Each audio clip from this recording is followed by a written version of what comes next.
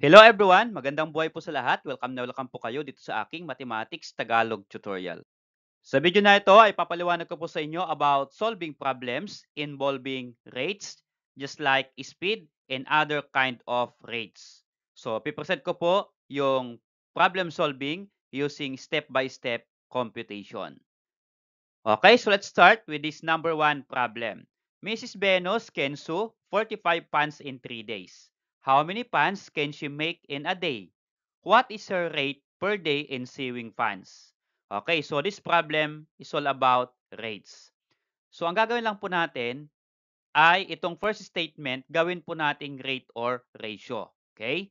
Mrs. Venus can sew 45 pans in 3 days. So dalawa po yung ating quantity dito, 45 pans and 3 days. So gawin po nating ratio or a fraction form, yung 45 pans, numerator, mas malaking number po, divide by yung 3 days ay sa denominator, mas maliit na number. Okay? So 45 pans over 3 days. So ito na po yung ating rate or ating ratio. So mula dito, let's have this first question in the problem. How many pans can she make in a day? So ibig sabihin, ang tinatanong po ng problem ay ilan daw po ang kayang gawin o tahiin ni Venus for 1 day. At 3 days po nakalagay dito. So ibig sabihin, sisimplify po natin itong ating rate or ratio. Okay? So paano po? Tanggal ko po muna itong kanyang unit na pans in day. So 45 over 3. And then, next po, to simplify or to reduce this fraction to lowest term, i-divide po natin yung numerator at denominator ng isang number. Okay, so gawin po natin 1 yung denominator. Para maging 1 itong denominator, i-divide po natin ng 3 itong numerator at denominator kasi 3 po yung ating denominator. Okay, so this will become 45 divide by 3 and 3 divide by 3. So kung ano po yung denominator, yun po yung i-divide natin sa numerator at denominator. Okay? So if you're going to divide, this will become 45 divided by 3 is 15 at sa denominator, 3 divided by 3 is equal to 1. Okay, 1 na po yung ating denominator. So 15 over 1 yung 45 over 3. So balik po natin yung kanyang units na pans and days. So magiging 15 pans over 1 day. Okay, so we can now answer the first question. How many pans can she make in a day? Okay, so simplify natin dito. Pwede pong tanggalin itong 1. Pwede pong 15 pans per day. Yan po yung kanyang unit rate. Okay, so to answer the first question, para mas malinaw, how many pans can she make in a day? So for 1 day, ang kaya niyo pong tahiin ay 15 pans. Okay, this is our answer. Miss Venus can sew 15 pans for 1 day or 15 pans a day. Okay? And for the second question, what is her rate per day in sewing pans? Okay, lagay ko po sa baba para masagot natin ng maayos. Pag sinabi mo ating rate, ang rate po ay, ito po yung kanyang rate. Ano po? Yung 1 day ang denominator. So, 15 pans over 1 day or 15 pans per day. Yan po yung kanyang rate. So, Mrs. Venus, rate is 15 pans per day. Okay, for number 2 problem. A pair of shoes costs 3,000 pesos. How much is 5 pairs of shoes? Okay, so dalawa lang po yung statement or sentence natin dito sa ating problem. Okay, first statement or sentence, a pair of shoes costs 3,000 pesos. So ito na po yung ating ratio or rate.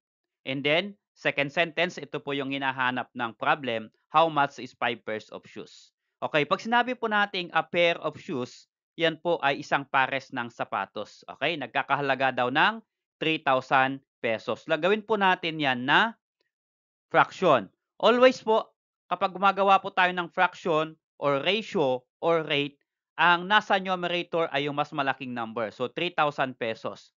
At pag sinabi nating a pair of shoes ay isang pares. So, 1 pair. Okay, lalagay ko po dito. So, 3,000 pesos over 1 pair of shoes.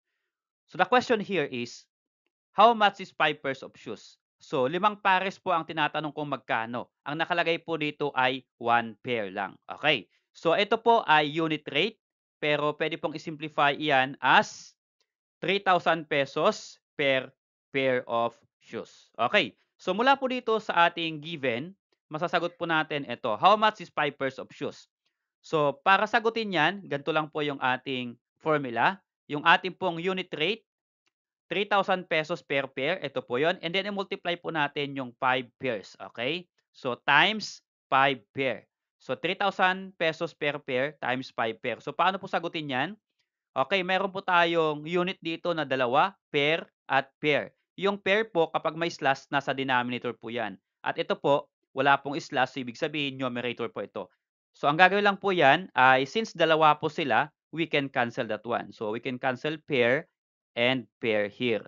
Okay, so ibig sabihin, nawala na po yung pair or pares. So, ito na lang po yung natitira natin, 3,000 pesos at 5. So, we're going to multiply 3,000 pesos times 5, that is equal to 15,000 pesos. Okay? So, ito po yung ating answer sa question niya. How much is 5 pairs of shoes? 5 pairs of shoes cost 15,000 pesos. Okay, for number 3 problem.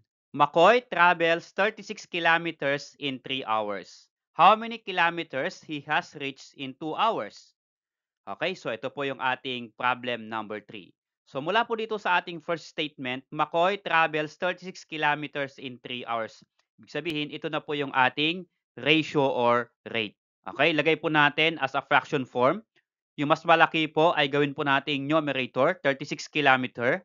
Okay, at yung mas maliit na number, 3 hours, gawin po nating denominator. So divided by 3 hours. So ito na po yung ating rate, 36 kilometer over 3 hour. So, gawin po natin itong unit rate para masagot po natin yung question sa problem na how many kilometers he has reached in 2 hours. Okay? So, para gawin po itong unit rate, tanggal mo natin yung ating unit, yung kilometer at hour, magiging 36 over 3. So, para gawin pong unit rate yan, pag sinabi natin unit rate, ang denominator po ay 1. Gawin po natin 1 ang denominator.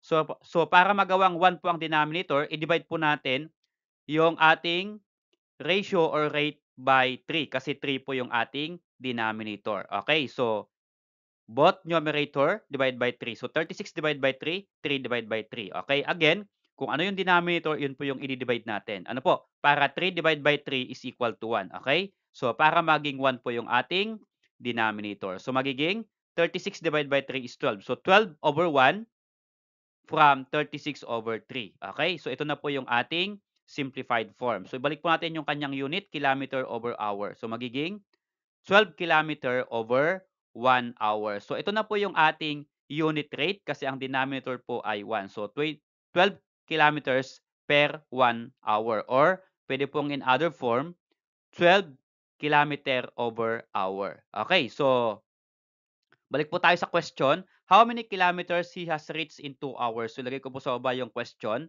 Okay, so how about 2 hours po ang hinahanap? Dito po ay 1 hour po yung ating na-solve dito. 1 hour is 12 kilometers. So, kunin po natin yung ating rate or unit rate rather, 12 kilometer per hour. Then, i-multiply po natin sa 2 hours. Okay, yung hinahanap ng problem. Okay, so times 2, that is equal to 24 kilometer. So, paano po? Again, hour, denominator, at meron tayong hour dito, numerator. So, we can cancel R and then R. So, wala na pong R. Ang natitira pong unit dito ay kilometer. So, 12 kilometer times 2. So, 12 times 2 is 24. And then yung unit na kilometer, kaya 24 kilometer. Okay, so to answer the question, McCoy reached 24 kilometers in 2 hours. Okay, for number 4 problem. 6 polo shirts of the same brand and style costs 1,800 pesos. How much is 4 polo shirts? Okay, so yung ating pong given problem dito, yung first statement po natin, ito na po yung ating rate. So 6 polo shirts for 1,800 pesos. Okay? Pero ang tinatanong po ng problem ay how much is 4 polo shirts? So gawin po muna nating rate or ratio yung ating first statement. 6 polo shirts at 1,800. So ang mas malaki po dito ay 1,800. Gawin po natin numerator at ang denominator po natin ay yung 6 polo shirts. Lagay ko po dito PS for polo shirts. So 1,800 pesos over 6 polo shirts. Okay? So Para masagot po natin yung how much is 4 polo shirts, gawin po natin munang unit rate yung ating given na fraction or given na rate. Okay? Gawin po nating unit rate. So, tanggalin po natin yung kanilang unit, magiging 1,800 over 6. So, para magawin pong unit rate ito, 6 po ang denominator niya. Ibig sabihin, 6 po ang i-divide natin sa numerator at denominators. Para sa denominator, 6 divided by 6 is equal to 1. Okay?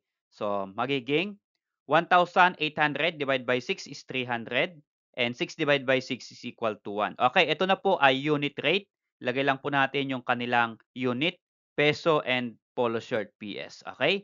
So, 300 pesos for 1 polo shirts, or in any form or in other form, this will become 300 pesos per polo shirt. So, meron na po tayong unit rate. Makakalculate na po natin yung question na how much is 4 polo shirts. So, lagay ko po yung question sa baba. Okay, so para makalculate, kunin po natin yung unit rate na 300 pesos per polo shirt. Ito po yon. Then, multiply po natin sa 4 polo shirts. Okay, apat po yung hinahanap. So, times 4 polo shirts. Notice here, we have 2 units again. Polo shirt, polo shirt. May slash po dito. Yung polo shirt dito ay denominator. Ito po ay numerator. So, ibig sabihin, pwede pong i-cancel itong polo shirt at polo shirt na unit. Okay? Ang matitira na lang po dito ay 300 pesos and 4. So, if you're going to multiply 300 times 4, that is equal to 1,200 pesos. Okay? So, yung apat na polo shirt ay nagkakahalaga ng 1,200 pesos. So, to answer the problem, this will become 4 polo shirts costs 1,200 pesos. Okay, for number 5 problem. A car travels for 6 hours and covers 240 kilometers. Find its speed. How far can it travel in 3 hours? Okay, so dalawa po yung question sa ating problem. Okay? Pero unahin po natin yung ating first sentence. Ito po yung kanyang rate. A car travels for 6 hours and covers 240 kilometers. So dalawa po yung ating quantity, 6 hours and 240 kilometers. So gawin po natin ulit na rate or fraction. Unahin po natin yung 240 kilometers. Yan po yung numerator natin. At ang denominator po natin ay yung 6 hours. So, 240 kilometers for 6 hours. Okay? Ang hinahanap po dito ay find its speed. So, ang speed po ay itong unit rate po nito. Yung ating pong distance and then time. Ang speed po ay distance over time. Yung kilometer po ay distance at yung hour ay time. Kaya kapag ginawa po nating unit rate ito na po yung kanyang speed.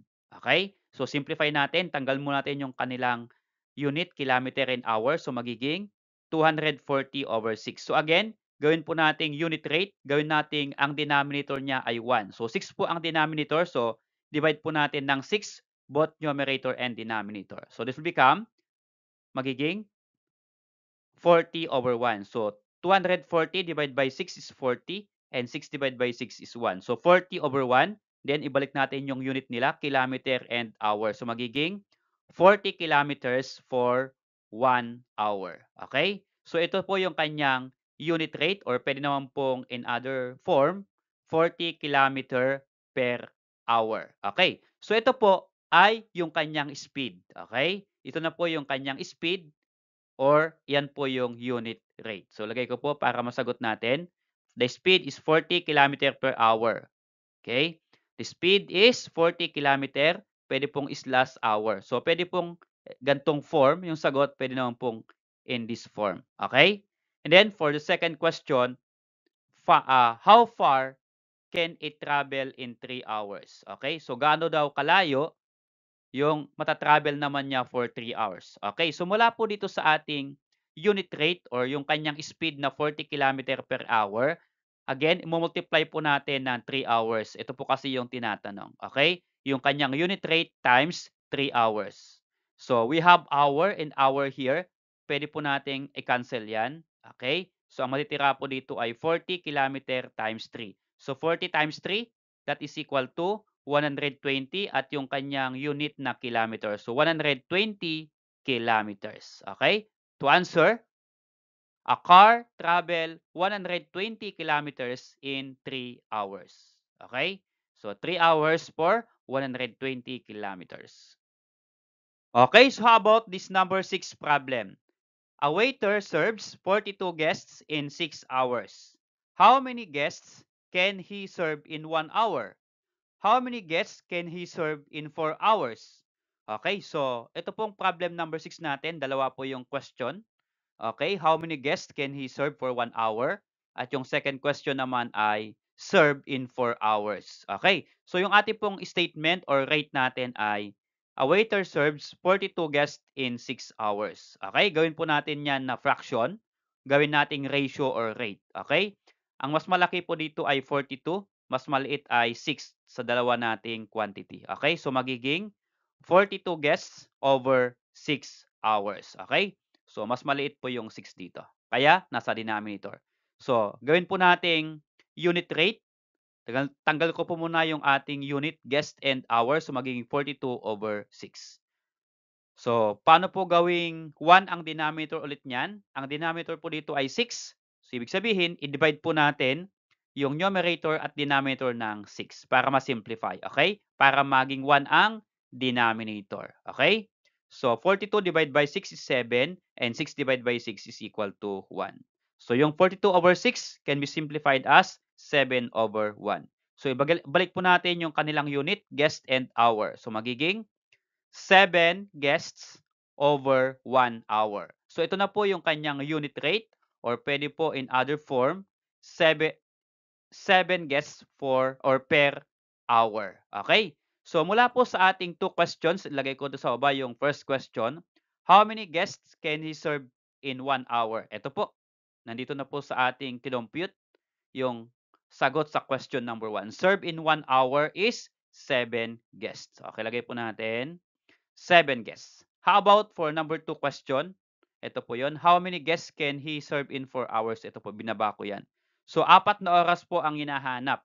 So, ang na-compute lang po natin dito ay 1 oras, 7 guests. So, kunin po natin yung kanyang unit rate.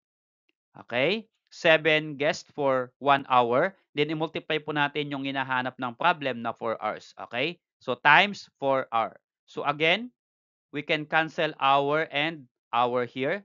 So, magiging matitira po dito ay 7 guests times 4. So, 7 times 4 is 28 and then yung unit na guests. So, this become 28 guests. So, to answer, this is, he served 28 guests for 4 hours.